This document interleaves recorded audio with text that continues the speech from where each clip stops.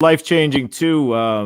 The broken neck incident with Shane Douglas. I recently heard an interview of him talking about that day and that night and how exactly it went down. What do you remember about that? It was a total fucking mess. Yeah, I mean, between him and me together, I mean, I'm not saying he did it on purpose. I took a bad bump, straight up. But also, he didn't land like he was supposed to either.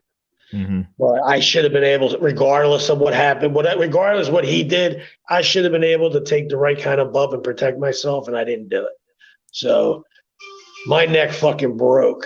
Didn't expect that to happen. No. So I did get knocked out. So when I rolled over, I remember looking up and I just seen white. And I just closed my eyes and I just remember they told me to, just wiggle your hands and your toes, so this way you don't know if you're paralyzed.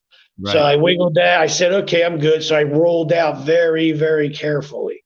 I just thought I jammed my neck, because I heard it go pop. That's what it did. That's what I heard in my head. So when I got in the back, the Wild Samoans are like, Samu and his brothers and them are like, they're moving my neck and doing this. And I'm like, look, I don't know. I think I jammed. I'm not sure. They go, maybe you did jam it. Just don't do nothing, So I went home that Saturday night. I didn't know my neck was broke. I mean, if I would have sneezed, dude, and that could have been it for me. I had no idea until Monday morning. That's when I got up and I said, I'm not going to take no pain medicine, even though I'm in pain. I said, I'm going to see what happens, So I woke up and I was like, holy shit, something was wrong. So I went right to the chiropractor. And this is a guy that I've seen for 20, 25 years, 30 years. And as soon as I walked in, he looked at me and knew something was wrong. So he just said, here, wrote me out a thing, CAT scan, go now. No questions asked, go now. So I drove myself to the hospital, walked in, handed the lady the prescription, and then at first, they're like thinking, okay, what the fuck's this guy want? And I hand the script, and they look, and they see what's on the script. They're like, holy shit, you got to get in here now. So I went in, they gave me the CAT scan, they strapped me down. I had no idea. And I'm like, what? I got to get up and take a leak. They're like, nah, man, you ain't moving. You ain't fucking doing nothing.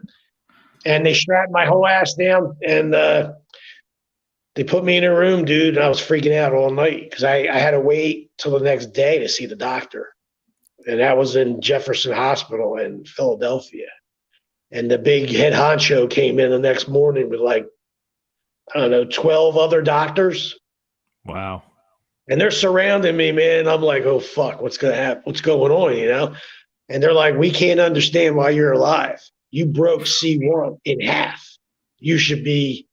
The only thing we could come up with is the muscle that you have in your traps and your neck saved your life. Because if it broke just like, it was like a disc and it broke just like that. If it would have went like this, I'd been dead. But that stayed, the muscle saved my life, man. They had they couldn't explain it. They said at least you would be on a breathing machine, minimum. They're like, it should have shut everything down. But I was very, very, very, very, very, very lucky. Yeah. Put you on